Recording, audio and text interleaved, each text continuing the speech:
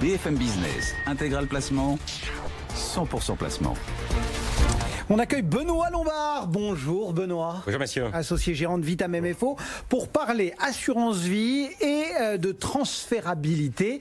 Avant de vraiment rentrer dans le sujet, on refait un petit barème un petit rappel de barème sur l'assurance vie, sur son fonctionnement, sur les chiffres clés. Oui, malgré le fait que durant la période de confinement, les Français ont épargné beaucoup, le chiffre tourne autour de 70 milliards d'euros, ça n'a pas profité à l'assurance vie puisque les rachats ont été en hausse et la collecte en baisse. Malgré ce fait, l'assurance vie, c'est toujours 1800 milliards d'euros logés dans des contrats qui sont investis à hauteur à peu moins de 20% en unités de compte, 80% sur des fonds garantis dont l'avenir n'est peut-être pas assuré, on en reparlera. Et puis aussi, en revanche, une collecte qui, à la faveur, bien évidemment, des politiques commerciales des assureurs, va vers des unités de compte non garanties, puisque la collecte, l'année dernière, était 27% en unités de compte. Alors, la transférabilité, c'est nouveau, on en avait beaucoup parlé, on avait milité notamment avec Jean-François Filiatre pour rendre possible tout cela. On n'a pas été totalement au bout du truc puisqu'on est resté sur une transférabilité interne. Qu'est-ce que c'est ? Alors, on a été là où, je me souviens très bien en février 2019 ici, je souhaitais. Maintenant, il faut quand même rappeler la singularité du mécanisme de l'assurance vie qui repose sur le principe juridique de la stipulation pour autrui. C'est quoi la stipulation pour autrui ? Terme barbare, codifié à l'article 1205 du Code civil. Eh bien, c'est l'assuré, le souscripteur du contrat qui va demander à l'assureur qui s'engage, qui est le promettant, eh bien, de verser une prestation en cas de vie, le droit de rachat, ou en cas de décès, de l'assuré. Et donc, le souscripteur a un droit de créance sur cette compagnie d'assurance. Cette créance, elle est inscrite à l'actif et au passif de l'assureur.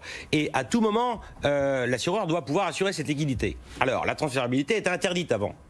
Si on voulait changer de compagnie d'assurance, eh bien, si on était dans la compagnie X et qu'on voulait aller dans la compagnie Y, il fallait demander le rachat du contrat et puis une souscription de nouveau contrat avec des effets fiscaux désagréables puisque rachat égale impôt, souscription de nouveau contrat égale nouvelle durée fiscale dans des conditions aussi en matière de droit de succession qui n'étaient pas toujours sympathiques.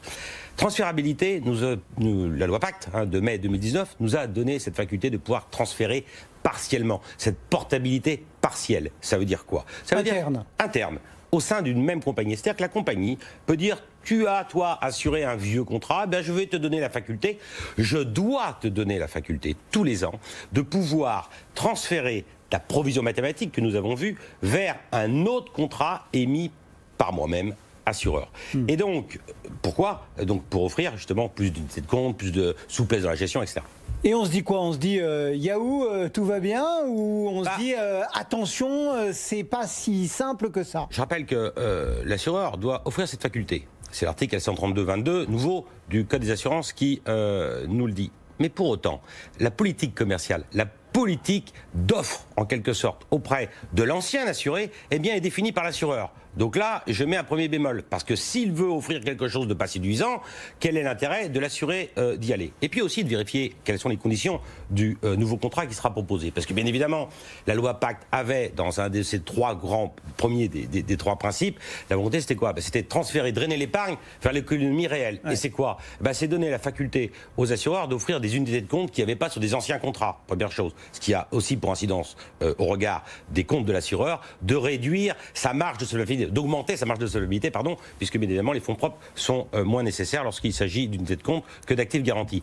Et on voit que sous l'habillage de la loi Pacte, laisser la main à l'assureur la faculté de pouvoir décider ce que je vais pouvoir offrir à l'assuré, c'est peut-être pas ce que moi je défendais ici en février 2019.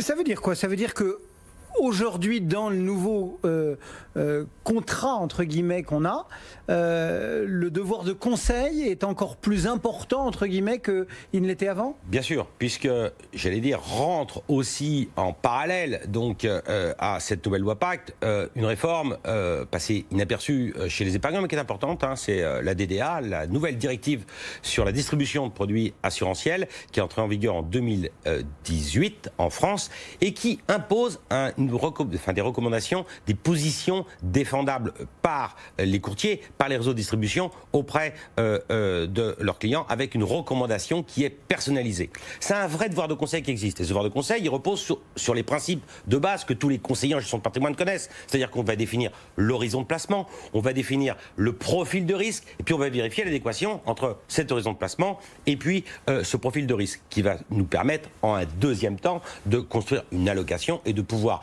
mettre des unités de compte au sein du contrat, nouveau contrat qui sera proposé justement dans le cadre de cette. Mais du coup, c'est pas mal de pouvoir bouger. C'est bien de pouvoir bouger.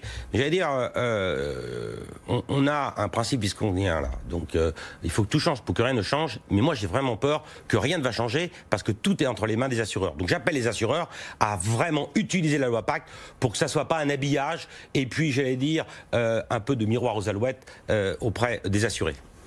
Benoît Lombard et Vita MFO régulièrement à nos côtés. Merci beaucoup, Benoît. Bonne journée.